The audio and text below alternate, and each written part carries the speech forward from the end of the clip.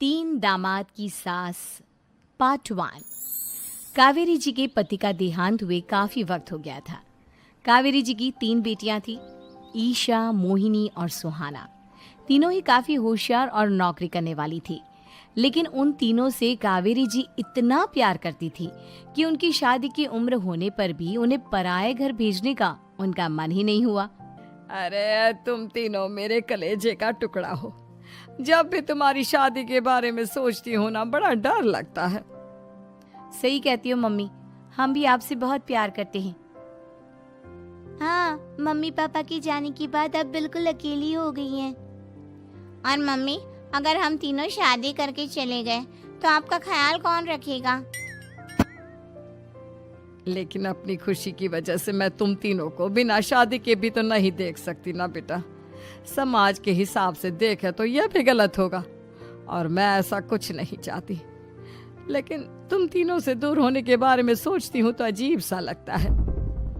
लेकिन मम्मी, हम आपको इस तरह अकेला छोड़कर नहीं जा सकते। एक काम करते हैं मम्मी, शादी के बाद ना आप मेरे साथ मेरे ससुराल में चलना और मेरे साथ ही रहना। अच्छा, और तेरी सास मुझे रहने देगी तेरे ससुराल में? अरे बेटा, वहाँ ऐसा नहीं होता। बेटी की माँ कभी अपनी बेटी के ससुराल जाकर नहीं रह सकती। एक काम करते हैं माँ, आप ईशा और सुहानी की शादी कर दीजिए और मैं हमेशा आपका बेटा बनकर आपके साथ ही रहूंगी। मुझे नहीं करनी शादी। अरे मेरी बेटियां मुझसे कितना प्यार करती है, मेरी वजह से अपनी पूरी जिंदगी दांव पर लगाने को तैयार है। लेकिन मैंने ना इससे भी एक अच्छा उपाय सोचा है। क्या मम्मी? अगर आपके पास कोई सोल्यूशन है तो फिर क्यों परेशान हो आप? बताइए, क्या करना चाहती हैं आप? मैंने सोचा है कि अखबार में इश्तिहार देकर तुम तीनों के लिए 3 घर जमाई दामाद ढूंढ लूंगी। वैसे भी नौकरी तो तुम तीनों अच्छे से कर लेती हो, कमा भी अच्छा खासा लेती हो। कोई भी लड़का तैयार हो जाएगा तुमसे शादी करने के लिए। अरे मम्मी, ये हुई ना बात। इससे हमें आपसे दूर भी नहीं जाना पड़ेगा और आपको अकेला भी नहीं रहना पड़ेगा। हाँ मम्मी, ये बहुत अच्छा तरीका है। मैं तो कहती हूँ आज ही अखबार में ऐड निकलवा देते हैं। बिल्कुल, आज ऑफिस जाते वक्त मैं ये काम कर दूंगी। और कुछ ही दिनों के बाद कावेरी जी को 3 घर जमाई दामाद विवेक, सुमित और अविनाश मिल जाते हैं और वो उन तीनों लड़कों से अपनी तीनों बेटियों की शादी करवा देती है। शादी के कुछ दिन के बाद, अरे अब शादी हो गई, छुट्टियां खत्म, तुम तीनों जाकर नौकरी करो, कुछ काम करो। अरे मम्मी जी, कमाल करती हैं आप। अब घर जमाए इसलिए थोड़ी ना बनाए कि हम बाहर जाकर नौकरी करें। मम्मी जी, मेरा तो घर जमाई बनने का मकसद ही यही था कि कमाने वाली बीवी मिल जाए। बाहर जाकर काम करने से तो मेरा दिल घबराता है। घर का कोई काम है तो बता दीजिए मुझे। अगर ऐसी बात है तो शाम का खाना बनाओ। मेरी बेटियां नौकरी से थकी हारी आती है, अब नौकरी नहीं कर सकते तो कोई बात नहीं, घर का काम करो तुम लोग। मैं तो घर का काम करने में बहुत खुश हूँ, बस ये बाहर धूप में निकलना, रास्ते में जाना, नौकरी करना, ये सब मुझसे नहीं होता। बिल्कुल ठीक कह रहा है सुमित। अरे गर्मी में, बारिश में, सर्दी में घर से निकल कर जाना और उधर बॉस की चिक चिक सुनना, इससे बढ़िया तो ये है कि मैं घर में झाड़ू पोछा कर लूँ। ठीक है, फिर तुम झाड़ू पोछा करना। अविनाश शाम का खाना बनाएगा और विवेक तुम सुबह का नाश्ता और खाना बनाओगे। मेरे तीनों दामाद घर संभालेंगे और बेटियां नौकरी करेंगी। अगले दिन सुबह के वक्त, मम्मी मुझे ऑफिस के लिए देर हो रही है, नाश्ता चाहिए। अरे उस विवेक से कहा तो था कि सुबह का नाश्ता उसे उठकर बनाना है। अभी जाकर देखती हूँ क्या कर रहा है विवेक। अभी तक सोया हुआ है क्या? सुबह के 10 बज गए हैं। सोने दीजिए ना मम्मी जी, क्या हमेशा हिटलर की तरह हाथ में डंडा लेकर खड़ी रहती हैं। मैंने कहा सीधे उठकर खड़े हो जाओ और जाकर नाश्ता बनाओ।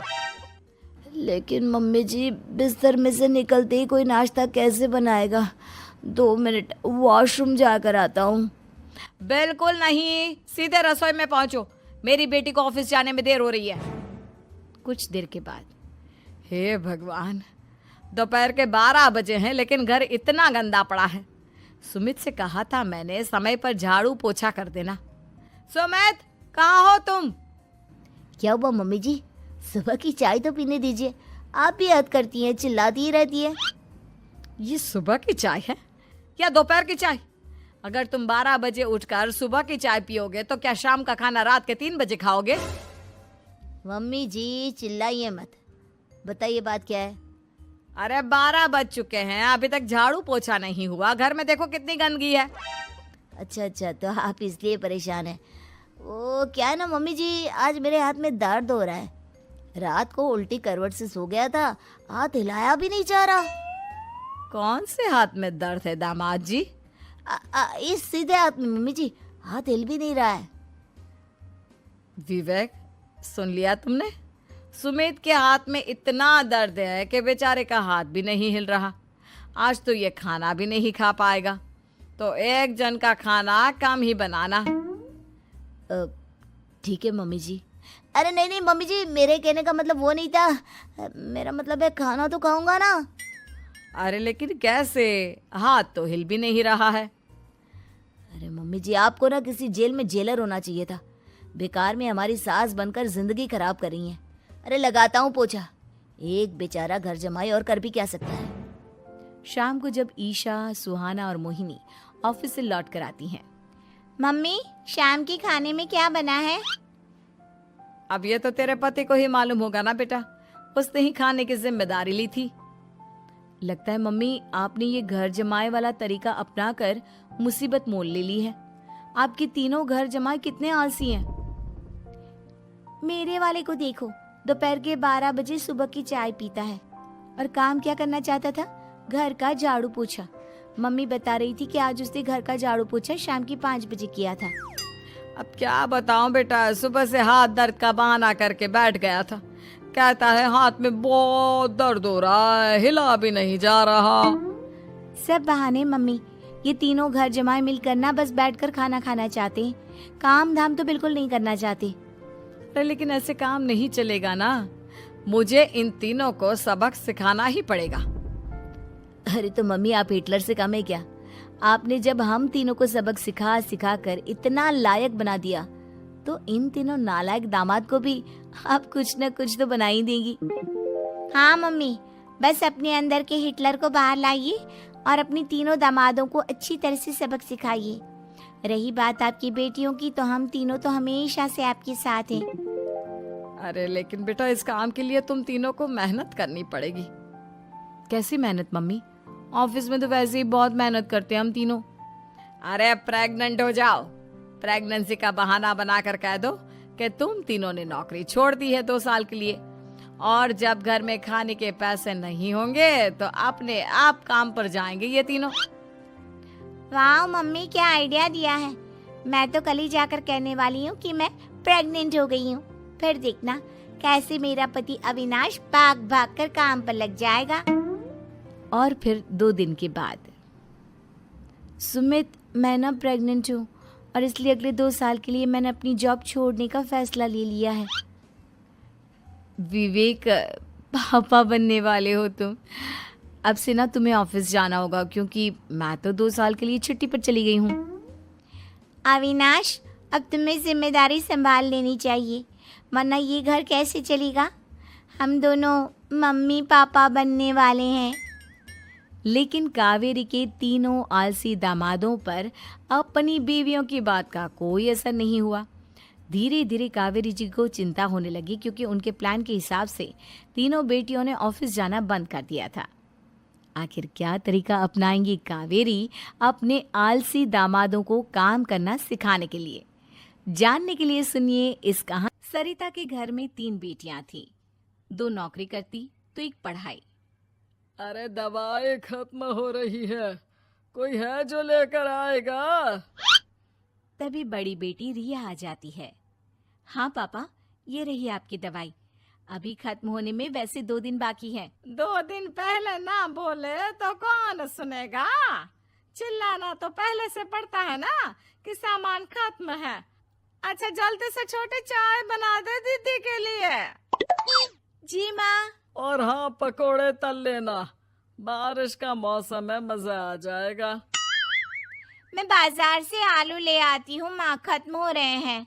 घर का सारा काम बिल्कुल परफेक्ट चल रहा था।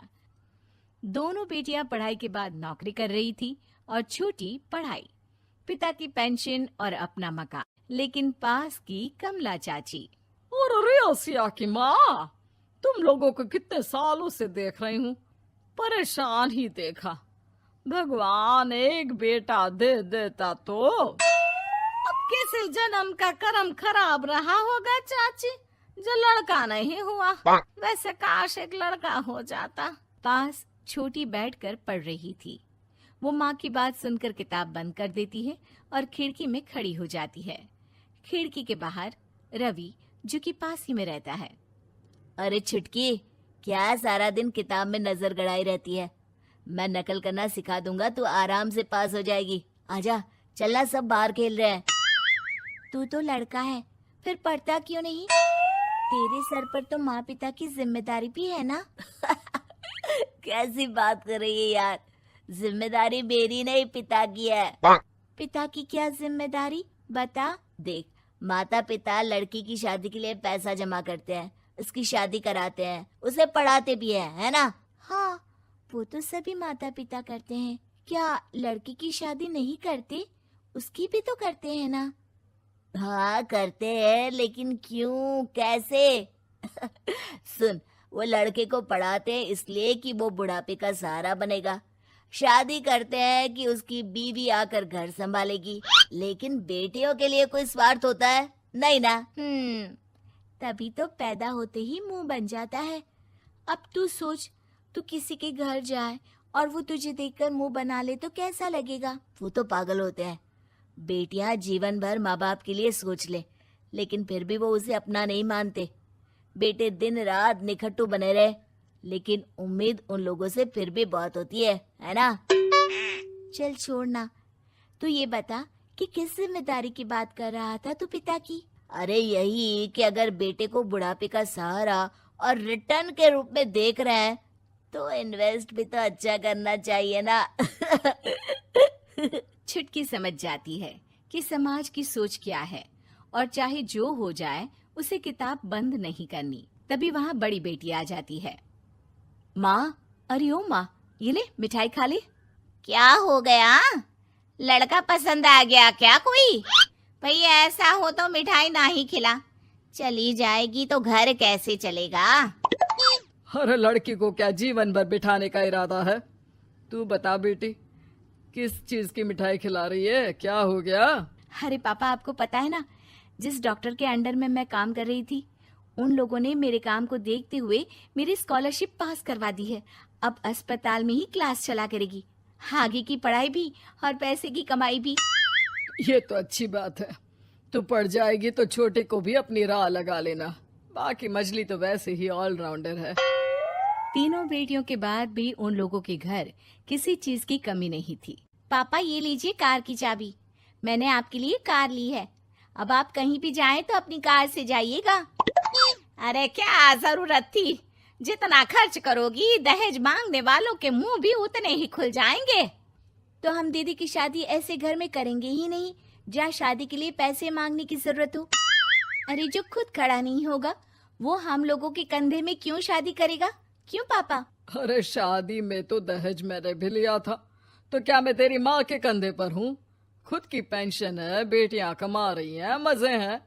बस एक मलाल है कि बेटा नहीं हुआ। पापा, जब आपने बोला कि मजे हैं, मैं तभी समझ गई थी कि अगली लाइन में आप यही बोलेंगे कि मलाल है। कोई बात नहीं पापा, फिलहाल आप ये कार लेकर घुमाओ। माँ तुम भी जाओ पापा के साथ। दोनों पति पत्नी बेटी की दी गई गिफ्ट कार में बैठकर घूमने निकल रहे थे कि पड़ोसी बोल पड़ता है, अरे भाई साहब, नहीं कार, यहाँ तो साइकिल भी बेचने की नौबत है। नजर ना लगाइए भाई साहब, जीवन में कार का सपना पूरा होना हम लोगों के लिए तो बहुत बड़ी बात है। हाँ हाँ, लाखों की कार हम हजारों की कमाई वालों के लिए कहाँ मुमकिन थी, ऊपर से तब जब कोई बेटा भी नहीं है। वैसे भाई साहब, आपकी साइकिल बिक क्यों रही है? भगवान की दुआ से तो आपके 4 लड़के हैं। हाँ हाँ, आपको तो हेलीकॉप्टर से घूमना चाहिए। और खाक हेलीकॉप्टर भाई साहब, अब क्या छुपाना, दो लड़के तो कुछ कमाते ही नहीं, सारा दिन टीवी मोबाइल में लगे रहते हैं। और बड़े दो जो किसी तरह जिम्मेदार बने भी हैं, बहू के कहने पर एक पैसा हम लोगों को नहीं देते। ना इज्जत है ना मान सम्मान। हाँ भाई साहब, भाभी बता रही थी, बहू के होते हुए भी नौकरानी की तरह सारा दिन लगी रहती है घर के कामों में। आप किस्मत वाले हैं भाई साहब, जो बेटियां घर के साथ साथ बाहर का काम भी पूरी जिम्मेदारी से संभाल रही हैं। हाँ वो तो है, लेकिन कब तक? एक ना एक दिन तो ससुराल निकल जाएंगी, फिर तो वही हम दोनों और वही पेंशन।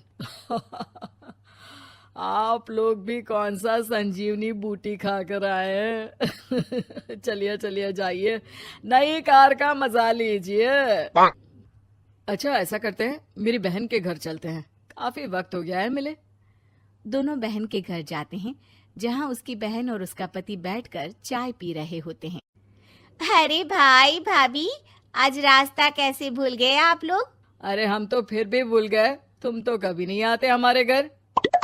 अरे कोई आने का साधन भी नहीं है ना, अब बस से आना हम लोगों के बस की बात तो रही नहीं भाई। अरे दे दे, दो दो कार थी आप लोगों की, कहाँ गई? भाभी वो तो जिसकी थी वो ले गया। मतलब? दो बेटे हम दोनों से अलग हो गए हैं, अपनी कार ले गए, अब हम दोनों अकेले, खुद बनाना खुद खाना। भाई बहन के घर से मिलकर बेटी की गिफ्टेड कार में बैठकर निकल जाते हैं। काश हम लोगों को भी लड़का हो जाता।